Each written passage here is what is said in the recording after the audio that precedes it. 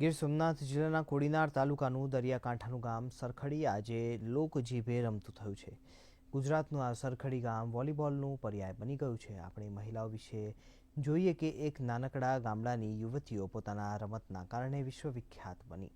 સરખડી ગામની આ બહેનોએ તૈયાર કરનારા તેમજ ગામ આખામાં આટલી હદે વોલીબોલનું વાતાવરણ સર્જનારા વ્યક્તિનું નામ છે વરજાંગવાળા. પરિતા અને કિંજલ તેમની દીકરી છે તો ચેતના શિલ્પા ભત્રીજી. ફિલ્મ દંગલની ફોગાટ બહેનોની કથા યાદ આવી ગઈ ને? જી હા, આ બિલકુલ તેના જેવી જ કથા છે, પરંતુ આ કથા તરફ બહુ ઓછા લોકોનું ધ્યાન ગયું છે. વરજાંગભાઈ વ્યાયામ શિક્ષક હતા અને વોલીબોલના કોચ પણ હતા.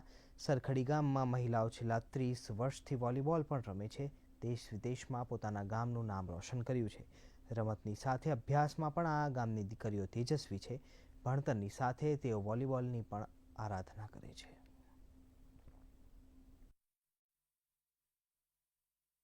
આ ગામની અંદર 300થી વધુ ખેલાડી ભાઈ બહેનો રાષ્ટ્રીય કક્ષાએ રમી ચૂક્યા છે.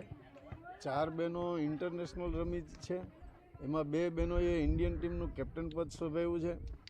62 જેટલી ખેલાડી બહેનો કે નેશનલ મેડાલિસ્ટ છે.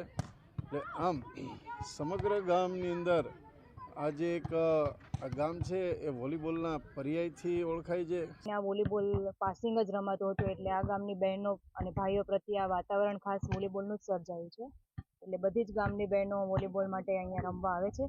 અને છેલ્લા 15 વર્ષથી અમે પહેલાં સ્ટેટ લેવલે, પછી નેશનલ લેવલે અને સખત પરિશ્રમ પછી અમે ઇન્ટરનેશનલ લેવલે પાર્ટિસિપેટ કરી અને કેપ્ટન પદ કરી અને આ ગેમનું નામ, ગુજરાતનું નામ રોશન કર્યું છે. શાળામાં જ્યારે 6ઠું 7મું ભણતા ત્યારે પહેલાં અમને ગ્રાઉન્ડે લાવ્યા અને એવે જ અમને પહેલાં તો આ ગ્રાઉન્ડ વિશે બધું સમજાવ્યું. એટલે અમને પ્રાથમિક શાળામાં તો પહેલાં એની પ્રેરણા કરી.